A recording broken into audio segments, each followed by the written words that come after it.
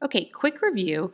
We are calling a vector field conservative if, when you integrate across any curve C that connects point A to B, you get the exact same thing if you integrate that vector field along another curve that connects point A to point B. So if this is the case, if the vector field is like path independent and any path connecting any 2 points in an open domain D, then we call the vector field conservative. And it turns out that the conservative vector fields are exactly those vector fields that are the gradients of some multivariate function. So let's explore that idea a little bit more. We're interested in looking at gradients of multivariate functions that produce vector fields. So if you have a vector field that is related to a multivariate function f in this way, then we call f the potential of the vector field, capital F. And I'm thinking of that as a sort of kind of antiderivative. Why? Because the gradient is a sort of derivative, right? The gradient of a multivariate function is the vector of partial derivatives. So saying that a vector field is the gradient of little f is kind of like saying little f is an antiderivative of the vector field. Okay, so given that a potential function is a kind of antiderivative, it's natural to ask, are these potential functions unique, or can f have multiple ones? Well, the potential functions are not unique, just like any antiderivatives. We know that antiderivatives can vary by constants, and let's just observe that fact. So let's take a look at this two-variable function and maybe a different two-variable function. Okay, and let's observe that both of these functions are potentials of the same vector field. I can verify that just by computing the gradients. So in this way, both f and g are potential functions of this vector field, capital F, which happens to be the vector field that was in the example from the beginning part of these notes. Okay, so I had actually worked out this potential function, 3x plus x squared y squared, for the vector field that was in the example above. And I want to go through a general procedure to do that. So let's make an observation about what this means right here. What does it mean that a vector field is the gradient of a function f? Well, it means that the field has its components, the partial derivatives of the function. So if capital F is to be the gradient of little f, then what that literally means is that the x component is the partial of f with respect to x, the y component is the partial of f with respect to y, and if you're talking about a three-dimensional vector field, then you'd have the partial with respect to z as well. Okay, so this gives us an idea about how to go from a vector field to its potential function. If I want to undo this differentiation to get back to f, I need to do an integration. So f is,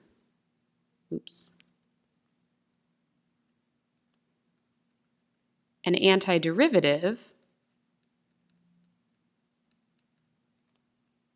of the m function.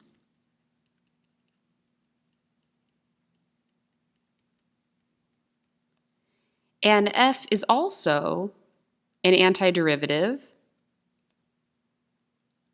of the n function with respect to the other variable. So let's see how we use these two ideas to try and find a potential function of a given vector field. Now, I'm assuming that there actually is a potential function. I'll have to say more about how I can do a quick check to see whether that's the case before I try and find a potential function, but given any conservative vector function, I should be able to find some potential for it. Okay, so given this vector field, here's the m function and here's the n function. Let me first use the fact that a potential for this vector field is an antiderivative of the m function. So I kind of view this as getting like a first approximation for the function f. There's only so much information that I get when I take an antiderivative with respect to x, because any term that only involved y in the original function f would have been killed by a derivative with respect to x. So I'm not going to recover such a term when I take an integral with respect to x. See what I mean? Okay, so the antiderivative of this term with respect to x, treating y like a constant, looks like this, but I have to understand that f could potentially have a term over here that just depends on y and y only. And if I differentiate the f function with respect to x and get 3 plus 2xy, that term would fully disappear. So integrating with respect to x has not recovered it. So I'll put a little placeholder g of y here as sort of the constants of integration. So it makes sense in that way as well. If I'm integrating with respect to x, then anything that just has y's in it is considered a constant. So my constant of integration can depend on y. Okay, so now I have like one snapshot of what f looks like. Okay, now I move on to the fact that f is an antiderivative of n with respect to y. So here's another kind of view of f through a different lens. Here's the n function. Should integrate it with respect to y. And as before, this is another view of what f looks like from the y perspective, but any terms that only had x's in them would not be recovered by taking an antiderivative with respect to y, because if f had a term that only had x's in it, upon differentiation by y, that term would disappear. And what I like to do is I like to take these two different views of the function f and sort of line them up, and those two different views are going to be enough when I put them together to fully understand what f looks like. Individually, they don't have the full information about f, but when you put them together, they do. So let's take a look. I'm definitely sure that f has a term that is yx squared, right? That was viewable from either of these perspectives, right? And now let's line up the other terms. Indeed, there's a term that only has x's in it, namely the 3x term that was detectable in part 1, but wasn't detectable in part 2. But I left a space for it. So now I understand that 3x is the mystery h of x. And then finally, there's a negative y cubed term that was viewable when I took an antiderivative with respect to y, and it wasn't viewable in the first perspective, right? But I left a placeholder for it. So these three things all put together give me one potential function for this vector field. It's going to have an x squared y term, for sure. I saw that in two ways. It's going to have a 3x term, and it's going to have a minus y cubed term. And it could have any constant term after that, but here is one potential function.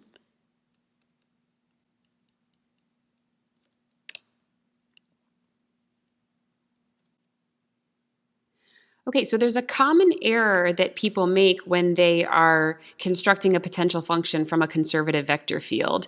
There's a tendency to want to add these two things together. So you would mistakenly write down 2x squared y and then 3x and minus y cubed. But that doesn't make any sense whatsoever. And if you would check your answer by computing a gradient, you would see that that is not going to work. Your gradient should end up coinciding with the original vector field. So you really want to keep in mind what this procedure is doing. When you are expressing f as an antiderivative of the component functions of the vector field, you're getting two different views of the function f, and certain aspects of the function are revealed when you integrate with respect to each of the variables. So when you integrate with respect to x, any term that has an x in it in f is revealed, these two, for example. But there might be a mystery term that only depends on y. And then it's the opposite when you integrate with respect to y. Any term in little f that has a y in it is revealed, but there may be a mystery term that only depends on x. And it's only when you write both of those things down that you can sort of deduce what all the terms of f must be. Okay, so now that we know how to get a potential function from a conservative vector field, let's move on to some more theorems from this section. How can we determine if we have a conservative vector field, and what theorems can we build with those things? So I need to talk a little bit about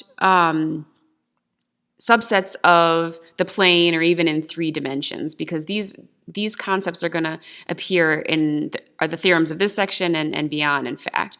So we are taking integrals over curves, and we call a curve piecewise smooth if it sort of has a shape like this.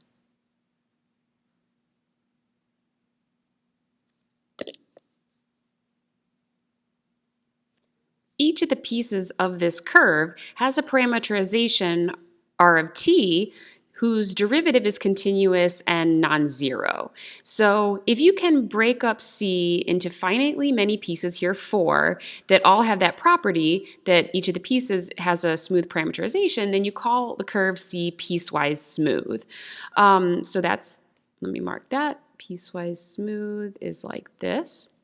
And then later, we're going to need to talk about closed curves. A closed curve is one that starts where it ends, something like this. So a circle is a closed curve, a triangle is a piecewise smooth closed curve, and so on, starts where it ends. Okay, now let's talk about some regions. So we mentioned open regions before, and mostly we're going to be dealing with open regions.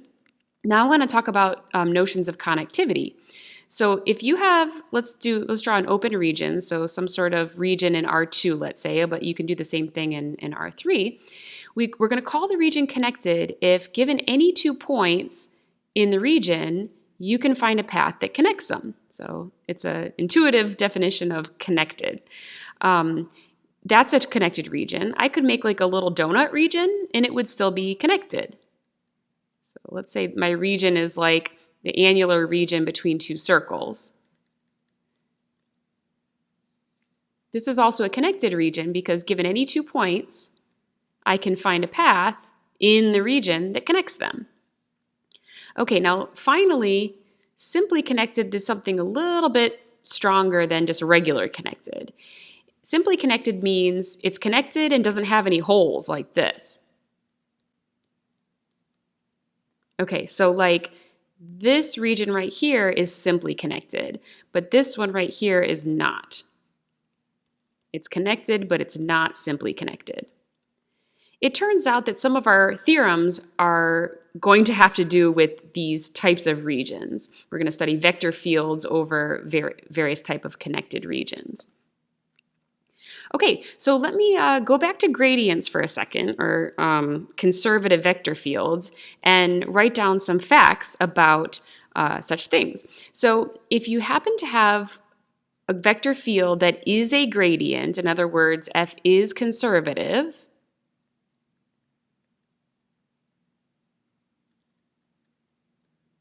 well, then let me think about this for a second. If f is conservative, or it is a gradient, then I know it takes the following form. It's the partial of some potential function with respect to x, I, plus the partial of that potential function with respect to y times j, right? That's what the vector field must look like. Well, look what happens when I further take the derivative of these 2 components. So in other words, what if I take the derivative of the m function with respect to y, and I take the derivative of the n function with respect to x? Well, if f is nice enough, if f is a continuous and differentiable function, twice differentiable function, then Clairaut's theorem from long ago tells me that these 2 second partial derivatives are the same, right? They must be if the potential function is nice enough. So if your capital F function is a gradient, then it must be the case that the partial of m with respect to y is equal to the partial derivative of the n function with respect to x.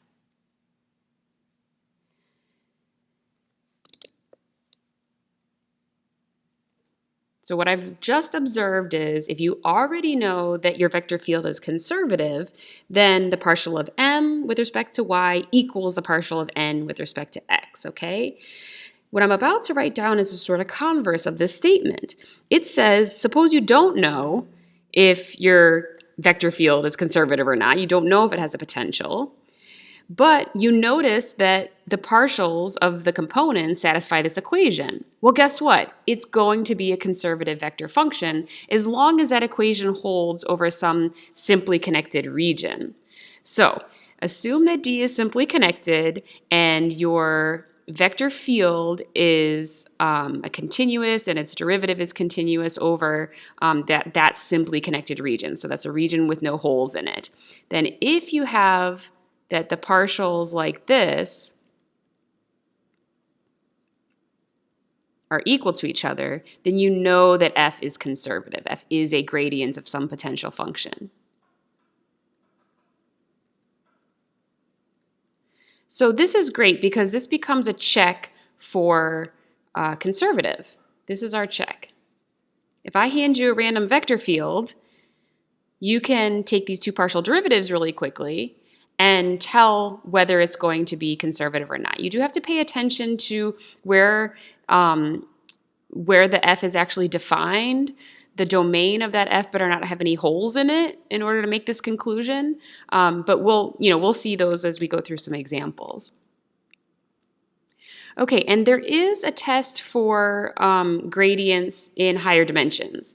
So some similar analysis can result in the following check. If you've got your 3D vector field and these partials all line up, then that means that you're actually looking at a gradient vector field or a conservative vector field. Okay, so here is the, most important theorem of the section. It's called the fundamental theorem of line integrals. So we've seen that a vector field being path independent over some open region is the same thing as it being a conservative vector field or a gradient vector field. And so that means that the line integral of that vector field across any curve connecting a point A to a point B in the region over which the function is conservative only depends on where you start and where you end. It doesn't matter. You don't have to go through sort of the full parameterization of the curve C to figure out the value of that line integral. And this looks very much like the fundamental theorem of calculus, doesn't it? If you're trying to take an antiderivative or a definite integral of a vector field f, then you're finding an antiderivative of sorts, right? So if this is your vector field f and it happens to be the gradient of some multivariate function little f, then you plug in the ending point and you plug in the starting point and you subtract. So this is like having a fundamental theorem of calculus for our line integrals. And look, if C is a closed curve, so that is C starts where it ends, so point A and point B are the same, then when you plug in B and you plug in A to your function, you're going to get 0 when you subtract. So if you have a gradient vector field and you integrate it across a closed curve, then you're going to get 0 as your result.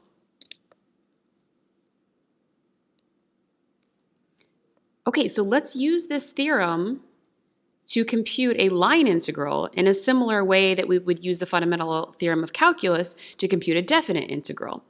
Up until now, the way we've been computing line integrals is by parameterizing the curve, right? I've been given a parameterization of the curve right here, and then computing f at that parameterization dotted with the derivative of that parameterization. So that's going to involve a lot of work if you look at the expressions that are involved. This theorem gives me an alternative. It says if you happen to notice that the vector field that you're integrating is the gradient of a multivariate function, then you can instead just look at the starting and ending points of the curve and subtract and get your answer. Okay, so let's get an idea for what this curve is.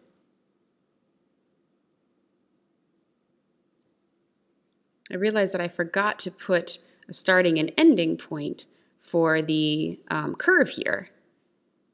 So take a look at how the curve is parameterized. We've got sine and cosine in the x and y components, and then we also have the amplitude of those waves expanding as time increases.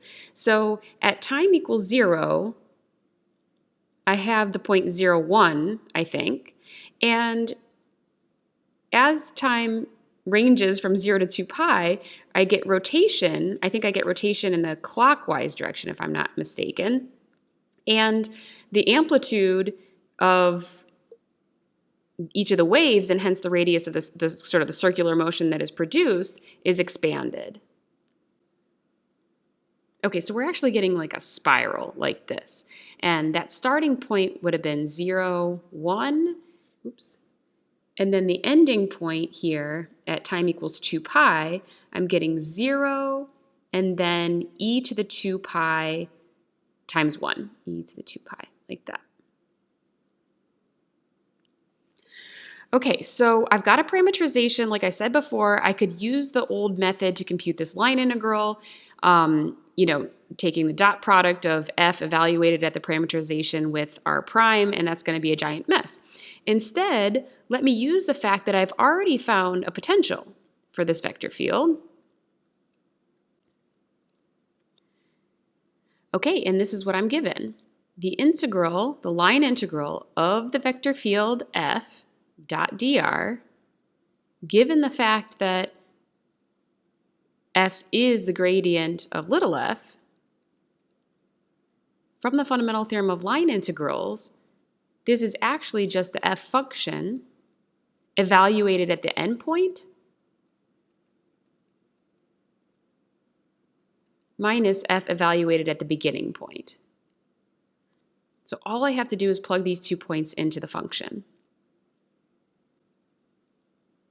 Okay, so that's how easy it is to use the fundamental theorem of line integrals to compute a line integral of a conservative vector field.